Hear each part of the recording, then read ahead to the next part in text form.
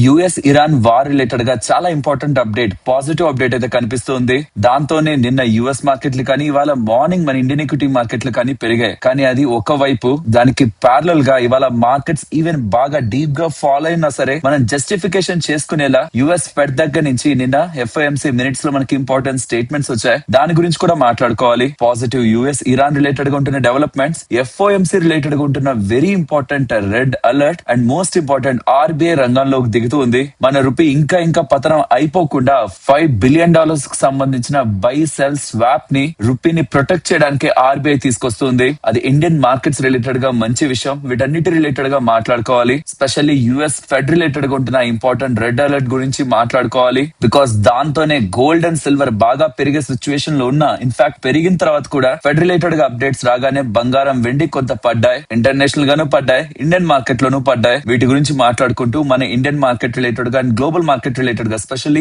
Nvidia numbers వచ్చాయా, దాంతో ఇండియాలో ఉంటున్న కొన్ని కంపెనీస్ లైక్ E2E నెట్వర్క్స్ కానీ, నెట్ వెబ్ టెక్నాలజీస్ కానీ స్టాక్స్ పెరిగాయా, అసలు ఎన్విడియా నెంబర్స్ ఎలా ఉన్నాయి, వాళ్ళ బైబ్యాక్ పాలసీ ఎలా ఉంది, అండ్ వాళ్ళ ఫ్యూచర్ గ్రోత్ గైడెన్స్ ఏ రిలేటెడ్ గా ఇస్తున్నారు, వీటి అన్నిటి గురించి మాట్లాడుకుంటూ మన ఇండియన్ మార్కెట్ రిలేటెడ్ గా స్పెషల్లీ ఎఫ్ఐఎస్ సెల్లింగ్ రిలేటెడ్ గా ఉంటున్న ఇంపార్టెంట్ డేటాని మాట్లాడుకుంటూ వాళ్ళ మన మార్కెట్ అనాలిసిస్ ని ఎండ్ చేద్దాం. Hello friends, welcome to day trader Telugu. Good evening. And video start చేసే ముందు, మోస్ట్లీ రేపు వీడియో చేయలేకపోవచ్చు బికాస్ కేదార్నాథ్ కు సంబంధించిన ట్రెక్ కు సంబంధించిన జర్నీ రేపే స్టార్ట్ అవుతుంది. మోస్ట్లీ ఇంటర్నెట్ సిగ్నల్స్ ఉండవంతగా అని చెప్తున్నారు. ఒకవేళ ఏ మాత్రం నాకు పాసిబిలిటీ ఉంటున్నా రేపు వీడియో చేస్తాను. ఒకవేళ లేదు, నేను చెయ్యట్లేదు అంటే మాత్రం నాకు జీరో పాసిబిలిటీ ఉంటేనే అలా జరుగుతుంది. వీడియోని స్టార్ట్ చేద్దాం. ఫస్ట్, నిన్న మార్కెట్స్ మళ్ళీ ట్రంప్ చెప్పిన మాటను నమ్మే ప్రయత్నం అయితే చేశాయి. ట్రంప్ నిన్న ఏమన్నారంటే, ఇక్కడ చూడండి, ఇరాన్ తో టాక్స్ ఫైనల్ స్టేజెస్ లో ఉన్నాయి. వాళ్ళ రైట్ ఆన్సర్ కోసం నేను వెయిట్ చేస్తున్నాను ఇలా స్టేట్మెంట్ చేశారు. ఫైనల్ స్టేజెస్ లో ఉన్నాయా ఇరాన్ తో టాక్స్ అని, ఇక ఆల్మోస్ట్ యుద్ధం ఎండ్ అయిపోతుందని ఇలా మార్కెట్ బిలీవ్ చేస్తే, అంటే ఈ ఒక్క అప్డేటే కాదులేండి, యుఎస్ ఇరాన్ వార్ రిలేటెడ్ గా, strait of Hormuz closure related గా కొన్ని ఇంపార్టెంట్ డేటా పాయింట్స్ కూడా ఉన్నాయి. అందులో ట్రంప్ నిన్న చేసిన స్టేట్మెంట్, ఇరాన్ తో వార్ ఫైనల్ స్టేజెస్ లో ఉంది, మేము కమింగ్ టైమ్స్ లో వాళ్ళ రిలేటెడ్ గా డీల్ ని కుదుర్చుకోబోతున్నాం అనగానే క్రూడ్ ఆయిల్ 5% దగ్గరగా డ్రాప్ అయింది, బంగారం జంప్ అయింది, వెండి జంప్ అయింది. అంతా మార్కెట్స్ రిలేటెడ్ గా, యుఎస్ మార్కెట్స్ రిలేటెడ్ గా మంచిగానే మూవ్ చేసింది upside. But then Fed related గా ఇంపాక్ట్, అంటే ఫెడ్ రిలేటెడ్ గా వస్తున్న ఎఫ్ఓఎంసీ మినిట్స్ అప్డేట్ మొత్తాన్ని దాన్ని కంప్లీట్ గా చేంజ్ చేసింది. దాని రిలేటెడ్ ఉన్న ఇంపాక్ట్ మాట్లాడుకుందాం. బట్ దానికి ముందు యుఎస్ ఇరాన్ రిలేటెడ్ గా ఉంటున్న పాజిటివ్ డెవలప్మెంట్స్ గురించి మాట్లాడుకోవాలి. ట్రంప్ నిన్న ఒక పక్క నుంచి ఫైనల్ స్టేజెస్ లో ఉంది, ఇరాన్ తో మా డిస్కషన్స్ ఫైనల్ స్టేజెస్ లో ఉంది, త్వరలోనే మేము డీల్ కుదుర్చుకుంటాం స్టేట్మెంట్స్ చేస్తూనే, అదే స్పీచ్ లోనే తను చేసిన ఇంకొన్ని స్టేట్మెంట్స్, నాస్టీ థింగ్స్ చేయకుండా ఉంటే బాగుంటుంది ఇరాన్ వాళ్ళు, ఒకవేళ చేశారంటే నేను పెద్ద మొత్తంలో యుద్ధం చేస్తాననే స్టేట్మెంట్స్ కూడా చేశారు. కానీ ఫైనల్ స్టేజెస్ లో ఉందనే మాట విని మార్కెట్ అయితే రియాక్ట్ అయింది. అండ్ దీనికి ప్యారలల్ గా నిన్న ఇక్కడ మీరు గమనించారంటే, స్ట్రైట్ ఆఫ్ హార్మోజ్ నుంచి చైనాకు సంబంధించిన షిప్లు, సౌత్ కొరియాకు సంబంధించిన ships, super tankers and vessels బయటకు వచ్చాయనేలా రెండు కంట్రీస్ వాళ్ళు కన్ఫర్మ్ చేస్తున్నారనమాట. సో స్ట్రైట్ ఆఫ్ హార్మోజ్ నుంచి ఈ షిప్స్ బయటకు వస్తూ ఉండడం డెఫినెట్లీ ఆ కంట్రీస్ రిలేటెడ్ గా గుడ్ రిలేషన్షిప్ ఇరాన్ తో ఉంటేనే అది జరుగుతుంది. సో గుడ్ రిలేషన్ ఇరాన్ తో ఎవరెవరైతే మెయింటైన్ చేస్తున్నారో వాళ్ళ షిప్స్ ఇప్పుడు బయటకు వస్తున్నాయా అని కూడా మార్కెట్ లో ఎక్స్పెక్టేషన్స్ రైజ్ అవుతుండడం క్రూడ్ ఆయిల్ పడ్డానికి కారణం అయ్యుండొచ్చు. Not just Trump ships, south కొరియాకి సంబంధించి, చైనాకు సంబంధించిన షిప్స్ కూడా బయటకు వస్తున్నాయి అలా స్టేట్మెంట్స్ మనకి కనిపిస్తున్నాయి. సో జస్ట్ ట్రంప్ మాటలు నమ్మడానికి లేదు, ఎందుకంటే తను ఫైనల్ స్టేజెస్ లో ఉందని చెప్తూనే, వినకపోతే నేను వార్ చేస్తాను, భారీగా అటాక్ చేస్తాననే స్టేట్మెంట్స్ కూడా చేశారు. సో ట్రంప్ ఇరాన్ రిలేటెడ్ గా డిస్కషన్స్ ఆల్మోస్ట్ ఎండింగ్ లో ఉంటున్నాయి, అయిపోతున్నాయి అనే మాట ఒక పక్క నుంచి చెప్తూనే, వినకపోతే మేము యుద్ధం చేస్తామనేలా ఇంకొక మాటలు చెప్తున్నాడు కదా, ఇంకొక సైడ్ నుంచి బెదిరించే ప్రయత్నం చేస్తున్నారు కదా. దీనికి ఇరాన్ కూడా రెస్పాండ్ అవుతుంది. ఇరాన్ ఒక ప్రెసిడెంట్ చేస్తున్న స్టేట్మెంట్స్ ఇవి. ప్రతి ఒక్కసారి మేము యుద్ధాన్ని వద్దు, దీని యుద్ధం నుంచి పక్కకు వేరే దారిలో వెళ్దాం, యుద్ధం వద్దని అవాయిడ్ చేయడానికే ప్రయత్నించాం, తప్పుకోవడానికే ప్రయత్నించాం. కానీ ఇరాన్ ని ఏదో రకంగా బెండ్ చేద్దాం, ఇరాన్ ని సరెండర్ చేద్దాం అనుకోవడం భ్రమ మాత్రమే.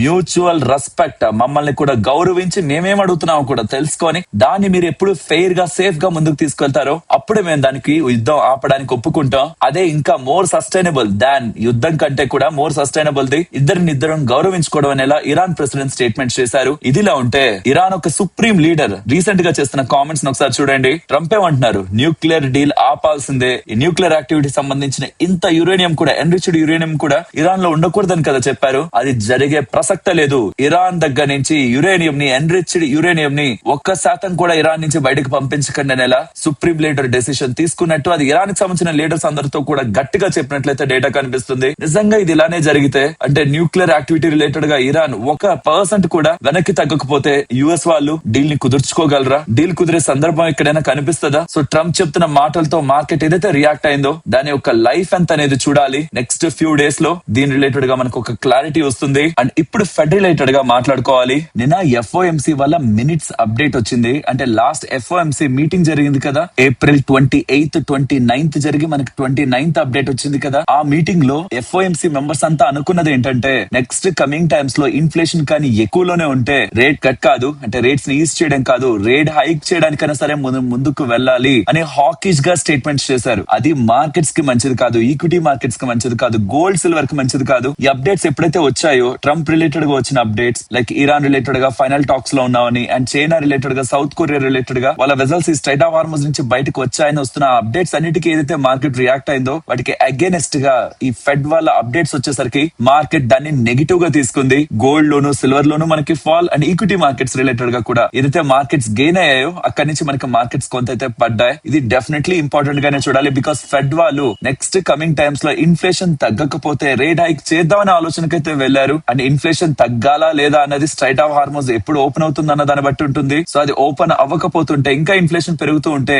స్ట్రైట్ ఆఫ్ హార్మోజ్ రిలేటెడ్ గా ఆల్రెడీ మార్కెట్ రిలేటెడ్ గా నెగిటివ్ ఉంటుంది. దానికి తోడుగా అది ఓపెన్ అవ్వట్లేదు కాబట్టి ఇన్ఫ్లేషన్ పెరుగుతుంది కాబట్టి అడిషనల్ గా రేట్ కట్స్ చేయకుండా రేట్ హైక్స్ చేస్తూ వెళ్తే కూడా అది కూడా ఎకానమీ రిలేటెడ్ గా లిక్విడిటీని స్క్వీజ్ చేస్తుంది. ఈక్విటీ మార్కెట్స్ రిలేటెడ్ గా బయటకు తీస్తుంది లిక్విడిటీని, which is bad for Indian equity markets. అక్కడెక్కడో అమెరికాలో సెంట్రల్ బ్యాంక్ వాళ్ళ వడ్డీ రేట్లను పెంచితే ఇండియన్ మార్కెట్స్ కి ఎందుకు బ్యాడ్ అవుతుంది? బికాస్ ఇండియన్ మార్కెట్స్ లో డబ్బులు పెట్టేది కేవలం ఇండియన్స్ మాత్రమే కాదు, ఇతర దేశాలకు సంబంధించిన ఇన్స్టిట్యూషనల్ ఇన్వెస్టర్స్ కూడా వాళ్ళ దేశాల్లో ఉంటున్న బాండ్స్ లోనే వాళ్ళకి మంచిగా వడ్డీ రేట్ వర్కౌట్ అవుతూ ఉంటే వాళ్ళు రిస్క్ తీసుకొని డాలర్స్ ని రూపీస్ లోకి మార్చి ఆ రూపీస్ ని తీసుకొచ్చి మళ్ళీ ఇండియన్ ఈక్విటీ మార్కెట్స్ లో పెట్టి మళ్ళీ ఆ రూపీస్ ని డాలర్స్ లోకి మార్చి డాలర్స్ లోది వాళ్ళు ప్రాఫిట్ గా తీసుకునే బదులు డైరెక్ట్ గా గవర్నమెంట్ బాండ్స్ లోనే హైయర్ ఇంట్రెస్ట్ రేట్ వస్తుంటే దాంట్లో పెట్టుకునే ప్రయత్నం చేస్తారు కదా. కాబట్టి బాండ్స్ పెరగడం, ముఖ్యంగా ఇంట్రెస్ట్ రేట్స్ పెరగడం అనేది ఈక్విటీ మార్కెట్స్ కి ఈవెన్ గోల్డ్ సిల్వర్ కి మంచిది కాదు. నెక్స్ట్ ఆర్బీఐ వాళ్ళు నిన్న మార్కెట్ క్లోజ్ అయ్యాక చేసిన అనౌన్స్మెంట్ చూడండి. ఆల్మోస్ట్ $5 billion కు సంబంధించిన బై సెల్ స్వాప్ ని అనౌన్స్ చేశారు. సింపుల్ గా అర్థమయ్యేలా చెప్తాను. ఇప్పుడు ఆర్బీఐ వాళ్ళు ఇచ్చిన సర్క్యులర్ తో $5 billion ఆల్మోస్ట్ 48,000 కోట్లకి సంబంధించిన డబ్బులు మార్కెట్ లోకి అయితే వెళ్తాయి. ఎలా వెళ్తాయి? బ్యాంక్స్ $5 billion కు సంబంధించిన డాలర్స్ ని ఆర్బీఐ సెల్ చేస్తారు. ఆర్బీఐ అదే $5 billion కి సంబంధించిన రూపీస్ ని అంటే 48,000 కోట్లకు సంబంధించిన రూపాయల్ని బ్యాంక్స్ కి ఇస్తుంది. అండ్ 3 సంవత్సరాల తర్వాత మళ్ళీ వాళ్ళ డాలర్స్ బ్యాంక్స్ మళ్ళీ ఆర్బీఐకి డబ్బులు కట్టి వెనక్కి తీసుకోవచ్చు, plus with a small premium. So దీని ద్వారా బ్యాంక్స్ దగ్గరికి ఎక్కువ రూపీస్ వస్తాయి, ఎక్కువ మందికి అప్పులు ఇచ్చుకోవచ్చు. ఆర్బీఐ దగ్గరికి ఎక్కువ డాలర్స్ వస్తాయి. ఆ డాలర్స్ తో మార్కెట్ లో ఓపెన్ మార్కెట్ లో డాలర్ రిలేటెడ్ గా ఒకవేళ ఎక్కువ డిమాండ్ కనిపిస్తుంది అనుకోండి, ఆ డిమాండ్ కి తగ్గ డాలర్స్ ని ఆర్బీఐ వాళ్ళు సప్లై చేసి రూపీని స్టెబిలైజ్ చేయడానికి కూడా ఈ $5 billion ని అంటే 48,000 కోట్లకు సంబంధించిన డాలర్స్ ని ఆర్బీఐ వాళ్ళు ఉపయోగిస్తారు. సో అల్టిమేట్ గా ఎకానమీకి మంచిది, బ్యాంక్స్ కి మంచిది, ఈవెన్ ఆర్బీఐ కూడా రూపీని స్ట్రెంథెన్ చేయడానికి స్టెబిలైజ్ చేయడానికి కూడా డాలర్స్ ఒక రిజర్వ్స్ ఇప్పుడు బిల్డ్ అవుతాయి. ఈ ఒక ఆప్షన్స్ May 26th జరుగుతుంది. అండ్ ఇది జరగడం కూడా రూపీని స్టెబిలైజ్ చేయడంలో కానీ ఇండియన్ ఎకానమీ పరంగా లిక్విడిటీని పెంచడంలో కానీ ఆర్బీఐ తీసుకున్న మేజర్ స్టెప్ అని అనాలి. కానీ గుర్తుంచుకోవాల్సింది, ఒకవేళ కమింగ్ టైమ్స్ లో డాలర్ భారీగా పెరిగిపోయింది అనుకోండి, ఇన్ని వేల కోట్లకు సంబంధించిన డాలర్స్ మళ్ళీ తిరిగి ఎలాగో ఆర్బీఐ ఇవ్వాలి కాబట్టి ఆర్బీఐ కొంత దీని కారణంగా నష్టపోతుంది. బట్ రూపీని స్టెబిలైజ్ చేయడంలో ఆర్బీఐకి ప్రాఫిట్ లాస్ అనేది కాదు పాయింట్. ఎకానమీలో liquidity and rupee stabilisation related గానే ఆర్బీఐ ఫోకస్ చేస్తుంది కాబట్టి ఈ పని చేయక తప్పదు. ఇది purely profit or loss related గా చేస్తున్న థింగ్ కాదు. ఆల్సో ఆర్బీఐ వాళ్ళు ఇంకొక డివిడెండ్ గవర్నమెంట్ ఆఫ్ ఇండియాకి ఇవ్వబోతున్నారు. వాళ్ళ దగ్గర ఉంటున్న రిజర్వ్స్ లో కొంత మొత్తాన్ని గవర్నమెంట్ ఆఫ్ ఇండియాకి డివిడెండ్ రూపంలో ఇస్తారు. మార్కెట్ అంచనాల ప్రకారం అది 3,40,000 కోట్ల నుంచి 2,70,000 కోట్లు ఇన్ బిట్వీన్ ఉండొచ్చని ఎలా మార్కెట్ లో అంచనాలు ఉన్నాయి. ఈ డబ్బులతో గవర్నమెంట్ ఫర్దర్ గా స్పెండింగ్ ని పెంచుకోవడం, ఫిజికల్ డెఫిసిట్ ని తగ్గించుకోవడం అండ్ గవర్నమెంట్ యాక్టివిటీస్ రిలేటెడ్ గా ఫర్దర్ ఫండింగ్ కి కూడా ఆ డబ్బులు అయితే యూజ్ అవుతుంది. ఆర్బీఐ దగ్గర నుంచి ఇంకొక బిగ్ డివిడెండ్ గవర్నమెంట్ ఆఫ్ ఇండియాకి అయితే వెళ్ళబోతుంది. Last time I think 2,68,000 crore దగ్గరగా డివిడెండ్ ఇచ్చారు. ఈసారి అయితే అది క్రాస్ అవుతుంది. 2,70,000 crores ఆర్ 3,40,000 crores అన్నది ఈ ఫ్రైడేనా ఆర్బీఐ బోర్డ్ మీటింగ్ కండక్ట్ చేసుకుంటుంది కదా, అప్పుడు మనకి క్లారిటీ వస్తుంది. అండ్ నిన్నే ఎన్విడియా నెంబర్స్ వచ్చాయి. నెంబర్స్ బాగున్నాయి, ఇన్ఫాక్ట్ వెరీ స్ట్రాంగ్ గా ఉన్నాయి. కానీ ప్రాబ్లం అంతా వాళ్ళ ఫోర్కాస్ట్ కొంత వీక్ గా ఉంది. ఇన్ఫాక్ట్ వాళ్ళు $80 billion కు సంబంధించిన బైబ్యాక్ ని కూడా ప్రకటించారు. నెంబర్స్ అంత బాగున్నా స్టాక్ పెద్దగా రియాక్ట్ అవ్వలేదన్నమాట. ఎందుకంటే ఎక్స్పెక్టేషన్స్ అలా ఉన్నాయి. చెప్పాను కదా ప్రీవియస్ గానే, ప్రాఫిట్ ఇన్ఫాక్ట్ 100% దగ్గరగా అబౌవ్ దగ్గరగా మార్కెట్ గ్రోత్ ని ఎక్స్పెక్ట్ చేసింది. నెంబర్స్ దానికి తగ్గట్టే ఉన్నాయి. బట్ ఫోర్కాస్ట్ రిలేటెడ్ గా కమింగ్ టైమ్స్ లో గ్రోత్ రిలేటెడ్ గా వాళ్ళు ఒక స్ట్రాంగ్ అవుట్లుక్ అయితే ఇవ్వలేదు. బట్ మంచి బైబ్యాక్ అయితే ప్రకటించారు. $80 billion బైబ్యాక్ అండ్ ఎప్పుడైతే ఈ నెంబర్స్ వచ్చాయో మంచిగా మార్కెట్ ఎక్స్పెక్టేషన్స్ కుంటున్నట్టే నెంబర్స్ డెలివర్ అయ్యాయో ఈ నెట్వర్క్స్ కానీ నెట్వర్క్ టెక్నాలజీస్ కానీ వీటి రిలేటెడ్ గా ఎన్విడియా కానీ ఏఐ రిలేటెడ్ గా వర్క్ చేస్తున్న కంపెనీస్ కి స్టాక్ ప్రైజెస్ ఇవాళ పెరగడం అయితే కనిపించింది. అండ్ ఇంకా బంగారం వెండి విషయానికి వస్తే బంగారం వెండి మనకు కొంత పడ్డట్టు కనిపిస్తుంది. ఫెడ్ రిలేటెడ్ గా ఉంటున్న యాక్టివిటీ వాళ్ళు చేసిన స్పీచ్ ఒక అవుట్కమ్ మనకి నెగిటివ్ గానే చూడాలి. గోల్డ్ రిలేటెడ్ గా సిల్వర్ రిలేటెడ్ గా, ఎందుకంటే ఎప్పుడైతే ఫెడ్ రిలేటెడ్ గా ఇంట్రెస్ట్ రేట్లు పెరుగుతాయో బంగారం వెండే మనకు వడ్డీ ఇవ్వవు కదా, స్పెషల్లీ బంగారం వడ్డీ ఇవ్వదు కదా, కానీ గవర్నమెంట్ బాండ్స్ మనకి వడ్డీ ఇస్తాయి. సో ఎప్పుడైతే అధిక వడ్డీ వస్తుంది సేఫ్ అసెట్స్ లో,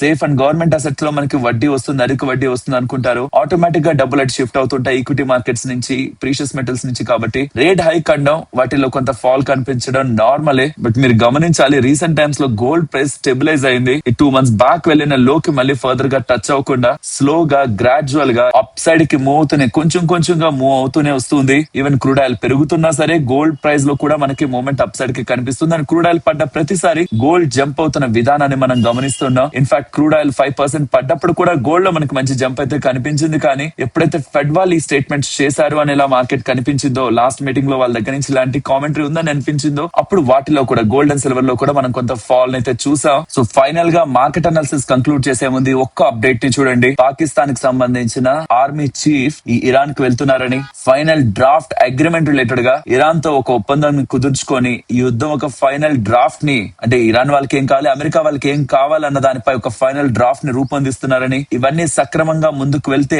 ఆల్మోస్ట్ ఇక యుద్ధం ఎండ్ అయిపోయినట్లే అనేలా మార్కెట్ లో ఉంటున్న ఊహాగానాలే స్టాక్ మార్కెట్ ని కొంత పాజిటివ్ గా ఇవ్వాలా. అండ్ నిన్న నైట్ యుఎస్ మార్కెట్స్ ని రైజ్ చేశాయి. కానీ ఒక్క నెగటివ్ అప్డేట్ చేసే ఒక్క దాడి, ఇరాన్ వాళ్ళు చేసే ఒక బిగ్ స్టేట్మెంట్, స్పెషల్లీ ట్రంప్ చేసే ఏదైనా చిన్న అటాక్ అయినా సరే ఎంటైర్ సినారియో మొత్తాన్ని కూడా మారుస్తుంది. Next round of negotiation start అవ్వాల్సింది May 30, డేట్ గుర్తుంచుకోవాలి, May 30. దానికోసం వీళ్ళు ఫైనల్ డ్రాఫ్ట్ అగ్రిమెంట్ ని రూపొందిస్తున్నారు. పాకిస్తాన్ వాళ్ళు ఇరాన్ కు వెళ్లి యుఎస్ తో మాట్లాడి రూపొందిస్తున్నారు. May 30 second round of negotiations జరుగుతున్నాయా, జరుగుతుంటే అవి ఎలా జరుగుతున్నాయి, ఒకవేళ ఈ మధ్యలోనే ట్రంప్ కానీ ఇరాన్ కానీ ఏదైనా చేస్తుంటే ఆ నెగోసియేషన్స్ బ్రేక్ అవుతున్నాయనే అప్డేట్స్ వస్తే మాత్రం అది మార్కెట్స్ కి కొంత సర్ప్రైజ్. మార్కెట్స్ దాన్ని నెగిటివ్ గా తీసుకుంటుందన్న విషయాన్ని కూడా మనం గుర్తుంచుకోవాలి. అండ్ ఇవాళ కూడా FIS 1890 crore దగ్గరగా సెల్ చేశారు. అండ్ FIS ఒక షార్ట్స్ 88% దగ్గరగా కాన్స్టెంట్ గా ఉన్నాయి. అండ్ మన మార్కెట్ కూడా రీసెంట్ టైమ్స్ లో మాట్లాడుకుంటున్న లెవెల్స్ అప్ సైడ్ కి వెళ్తుంటే 20-day moving average, 50-day moving average దగ్గర హడిల్ ఫేస్ చేస్తుంది. కిందకు వస్తుంటే మాత్రం 23,200 దగ్గరకు వస్తున్న ప్రతిసారి మళ్ళీ పైకి పోయే ప్రయత్నం చేస్తూ ఉంది.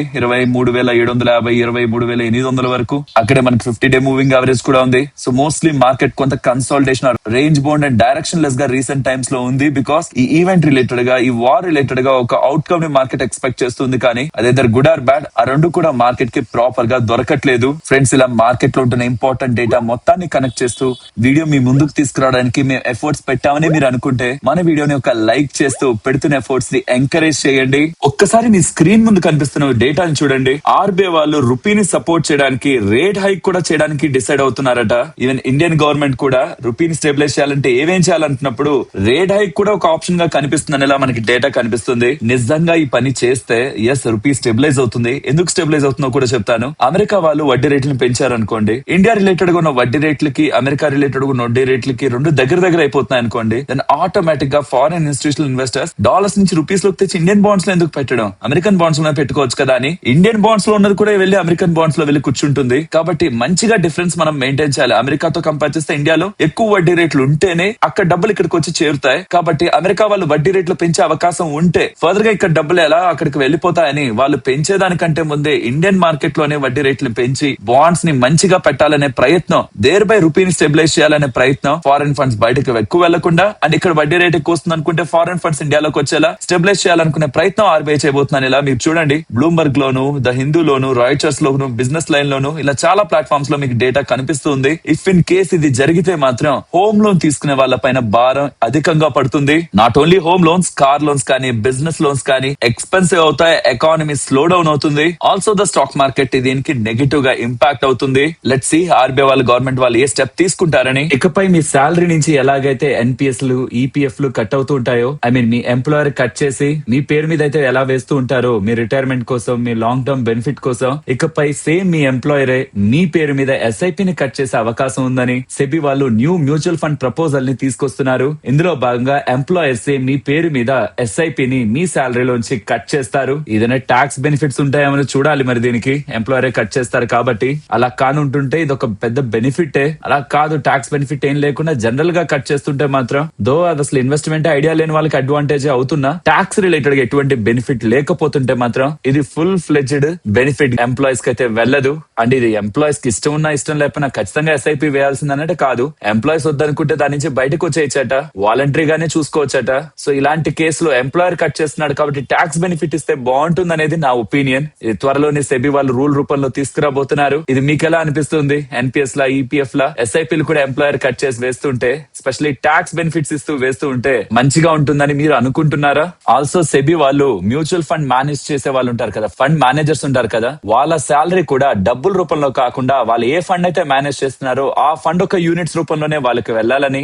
ఇన్ఫాక్ట్ రెగ్యులర్ మ్యూచువల్ ఫండ్స్ అమ్ముతూ ఉంటారు కదా, వాళ్ళకి కమిషన్ పర్సంటేజ్ రూపంలో వస్తూ ఉంటుంది కదా, అది కూడా డబ్బుల రూపంలో కాకుండా డైరెక్ట్ గా ఏ ఫండ్స్ నైతే వాళ్ళు సజెస్ట్ చేస్తున్నారో క్లయింట్స్ కి, ఆ ఫండ్స్ ఒక యూనిట్స్ రూపంలోనే వెళ్ళాలనేలా సెబీ వాళ్ళు ఆలోచిస్తున్నట్లు అప్డేట్స్ అయితే కనిపిస్తున్నాయి. ఈ ఫండ్ మేనేజర్స్ కి వెళ్తున్న శాలరీ అండ్ కమిషన్ ఏవైతే రెగ్యులర్ మ్యూచువల్ ఫండ్ అమ్ముతున్న మ్యూచువల్ ఫండ్ డిస్ట్రిబ్యూటర్స్ ఉంటారో వాళ్ళకి కూడా ఆ ఫండ్ లోనే కమిషన్ వెళ్ళాలి, ఫండ్ యూనిట్స్ రూపంలోనే కమిషన్ వెళ్ళాలని సెబీ ఆలోచిస్తున్న విధానం అయితే నాకు బాగా నచ్చింది. దీనిపై మీ అభిప్రాయం కూడా చెప్పండి. బికాస్ అలా అయితేనే ఫండ్ మేనేజర్స్ యాక్టివ్ గా, ఇన్ఫాక్ట్ వాళ్ళ ఇన్కమ్ కూడా దానికి లింక్ అయి ఉంటుంది కాబట్టి ఇంకా యాక్టివ్ గా ఉంటారు. అండ్ డిస్ట్రిబ్యూటర్స్ ఆ యూనిట్స్ రూపంలోనే వాళ్ళకి ఇన్కమ్ అనేది వస్తూ ఉంటుంది కాబట్టి జస్ట్ బేస్డ్ ఆన్ కమిషనే కాకుండా ఇంకా మంచిగా సజెస్ట్ చేసే అవకాశం ఉంటుంది. కానీ పాయింట్ అంతా వాళ్ళకి వస్తే యూనిట్స్ ని ఇమీడియట్ గా సెల్ చేసే అవకాశం ఉంటుందా, కొంత టైం వరకు లాక్ ఇన్ లో ఉంటుందా అనేది చూడాలి. ఇమీడియట్ గా సెల్ చేసే పని అయితే పెద్ద అడ్వాంటేజ్ ఏ ఉండదు, బికాస్ దాన్ని డబ్బుల రూపంలో మార్చేయచ్చు. అలా కాకుండా కొంత లాక్ ఇన్ పెడితే ఇది రియల్ గేమ్ చేంజర్ అయితే అవుతుంది entire in the mutual fund industry. Friends, ఇప్పుడు షేర్ చేసిన డేటా మీకు వాల్యుబుల్ గానే అనిపించిందా?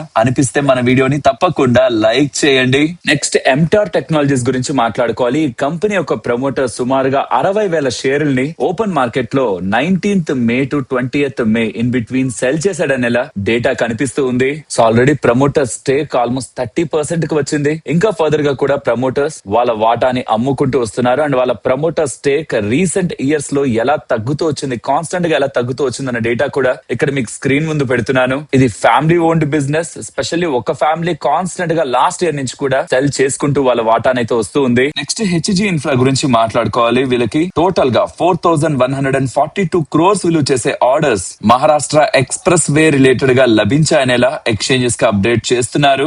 జేకే సిమెంట్ రిలేటెడ్ గా మాట్లాడుకోవాలి. వీళ్ళకి ఆంధ్రప్రదేశ్ గవర్నమెంట్ దగ్గర నుంచి లెటర్ ఆఫ్ ఇంటెంట్ అయితే లభించింది. లైమ్ స్టోన్ మైనింగ్ రిలేటెడ్ గా, లీజ్ రిలేటెడ్ గా వైఎస్ఆర్ కడప డిస్ట్రిక్ట్ లో వీళ్ళకి 1188 hectares రిలేటెడ్ గా ల్యాండ్ ని ఆంధ్రప్రదేశ్ ప్రభుత్వం ఇస్తున్నట్టు లెటర్ ఆఫ్ ఇంటెంట్ ని ప్రభుత్వం వీళ్ళకి అందజేసిందని, దాని రిలేటెడ్ గా ఫర్దర్ గా వీళ్ళ బిజినెస్ స్ట్రెంథెన్ అవుతుందనేలా, లైమ్ స్టోన్ దొరికితే సిమెంట్ రిలేటెడ్ గా రా మెటీరియల్ దొరుకుతున్నట్టే కదా, దీంతో వీళ్ళ బిజినెస్ ఫర్దర్ గా స్ట్రెంథెన్ అవుతుందనేలా మనం అర్థం చేసుకోవచ్చు. Positive development. ఆదాని పవర్ వాళ్ళు జయప్రకాష్ అసోసియేట్స్ తో అగ్రిమెంట్ లోకి ఎంటర్ అవుతున్నారు. ఇందులో భాగంగా వీళ్ళు జయప్రకాష్ పవర్ ఉంది కదా, దాంట్లో లిస్టెడ్ ఎంటిటీలో 24% దగ్గరగా వాటాను ఎక్వైర్ చేస్తారని ఫ్రమ్ జయప్రకాష్ అసోసియేట్స్. దీనికి గాను వీళ్ళు 2,993 కోట్ల 59 లక్షలు ఖర్చు పెడతారని, ఆల్సో జయప్రకాష్ అసోసియేట్స్ లిమిటెడ్ దగ్గర ఉంటున్న 180 మెగావాట్ థర్మల్ పవర్ ప్లాంట్ ని కూడా 1,200 crore పెట్టి వీళ్ళు అక్విజిషన్ చేస్తున్నట్టు, ఈ రెండు కూడా క్యాష్ లోనే వీళ్ళు డీల్ చేస్తున్నారనేలా ఆదాని పవర్ వాళ్ళు చెప్పారు. అండ్ ఐనాక్స్ విండ్ వాళ్ళు ఉన్నారా, వాళ్ళకి 322 crores విలువ చేసే ఆర్డర్ లభించిందనేలా ఎక్స్చేంజెస్ కి అప్డేట్ చేస్తున్నారు. ఇది industrial gas, cryo scientific solutions and LNG related గా లభించిన ఆర్డర్ అనేలా అప్డేట్ చేశారు. నెక్స్ట్ నెంబర్స్ గురించి మాట్లాడుకోవాలి. ఫస్ట్ వాటాక్ వాబాక్ నెంబర్స్ గురించి మాట్లాడుకోవాలి. క్వార్టర్ అండ్ క్వార్టర్ లో వెరీ గుడ్ గ్రోత్ ఉంది. ఇయర్ ఆన్ ఇయర్ లో కూడా 22% దగ్గరగా గ్రోత్ మనకి కనిపిస్తుంది. మార్జిన్స్ స్లైట్ గా క్వార్టర్ అండ్ క్వార్టర్ లో డ్రాప్ అయింటాయి. 13.63 దగ్గరగా లాస్ట్ టైం మార్జిన్స్ అంటే ఇప్పుడు 12.52% దగ్గరగా మార్జిన్స్ వచ్చాయి. బట్ స్టిల్ రెవెన్యూ స్ట్రాంగ్ గా గ్రో అవుతూ ఉండడం, ఈవెన్ తో మార్జిన్స్ కొంత డ్రాప్ అవుతున్న, ప్రాఫిట్ క్వార్టర్ అండ్ క్వార్టర్ లో 40%, ఇయర్ ఆన్ ఇయర్ లో 29% దగ్గరగా గ్రో అయింది. ఎస్, లాస్ట్ క్వార్టర్ లో ఎక్సెప్షనల్ లాస్ 5 crore దగ్గరగా ఉంది. బట్ స్టిల్ దాన్ని పక్కకు పెట్టి చూస్తున్నా గుడ్ గ్రోత్ వీళ్ళ నెంబర్స్ లో మనకి కనిపిస్తుంది. Strong execution across EPC water treatment projects లో కనిపిస్తుంది. Financials and order execution momentum కూడా బానే వీళ్ళు రిపోర్ట్ చేస్తున్నారు. నెక్స్ట్ ఐటీసీ వాళ్ళు నెంబర్స్ ని పోస్ట్ చేశారు. ఎంటైర్ నెంబర్స్ లో స్టాండ్ అవుట్ అవుతున్నది మాత్రం ఎఫ్ఎంసీజీ బిజినెస్, మరి వాళ్ళ tobacco business. Because recent times లో రేట్లు ఓవర్ పెంచుతూ వెళ్తున్నారు కదా, అదెలా ఉంది? రెవెన్యూ ఆల్మోస్ట్ 32% గ్రో అయింది బికాస్ ప్రైస్ హైక్స్ తీసుకున్నారు కాబట్టి. మరి వాల్యూమ్స్ ఎలా ఉన్నాయి?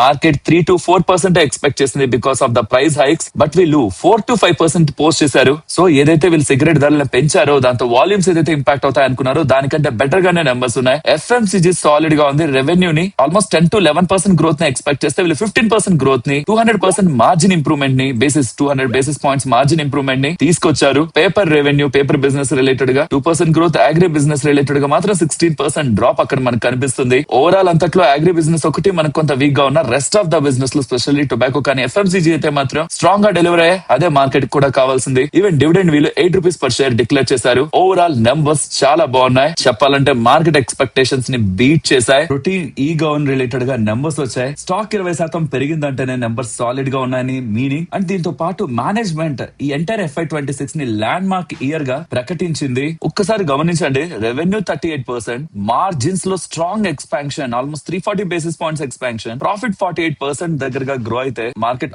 ఆబ్వియస్ గా సర్ప్రైజ్ అవుతుంది కదా. ఇదే ఇవాల్టి స్టాక్ ప్రైస్ లో మనకి కనిపించింది. గుడ్ గ్రోత్ అయితే నెంబర్స్ లో ఉంది. ఇదే ఫర్దర్ గా కంటిన్యూ అయితే ఆఫ్టర్ ఈ 20% పెరిగాక కూడా 1 ఇయర్ లో 35% దగ్గరగా స్టాక్ పడ్డట్టు, ఇదే పర్ఫార్మెన్స్ కమింగ్ టైమ్స్ లో డెలివర్ అవుతూ వెళ్తుంటే మాత్రం గతంలో గవర్నమెంట్ రిలేటెడ్ గా వీళ్ళకి ఏ ఆర్డర్ అయితే చేతిలోంచి పోవడం కారణంగా స్టాక్ భారీగా పతనమైందో దాని నుంచి ఒక ఫినిక్స్ లా ఈ కంపెనీ రైజ్ అవుతున్నట్టు మార్కెట్ అయితే ఈ నెంబర్స్ ని అసలు ఎక్స్పెక్ట్ చేయలేదు. ఈ ప్యాక్ డ్యూరబుల్ స్టాక్ ఇవాళ భారీగా పడిందా? రీజన్స్ మీకు నెంబర్స్ లో కనిపిస్తుంది.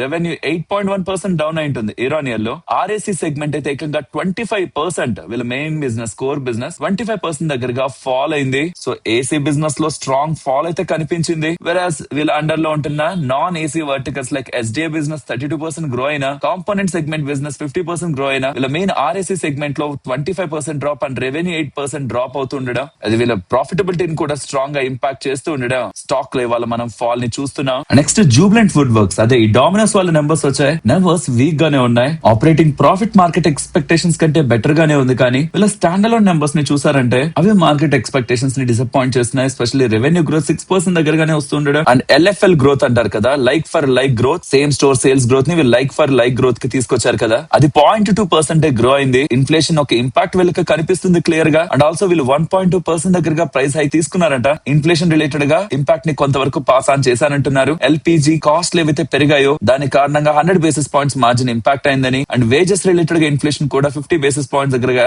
ఇంపాక్ట్ అయిందని, మార్జిన్ ప్రెషర్ తోనే ఈసారి ప్రాఫిటబిలిటీ ఇంపాక్ట్ అయిందనేలా వీళ్ళు అప్డేట్ చేస్తుండడం. స్టాక్ ఎక్కువగా పతనం అయింది ఇవాళ. ఆల్మోస్ట్ 5 ఇయర్ లోకి అయితే వెళ్ళింది. సరే మరి నేను ఉండనా, మరొక ఇంట్రెస్టింగ్ వీడియోతో మళ్ళీ మీ ముందుకు వస్తాను. అంతవరకు టేక్ కేర్, జై హింద్.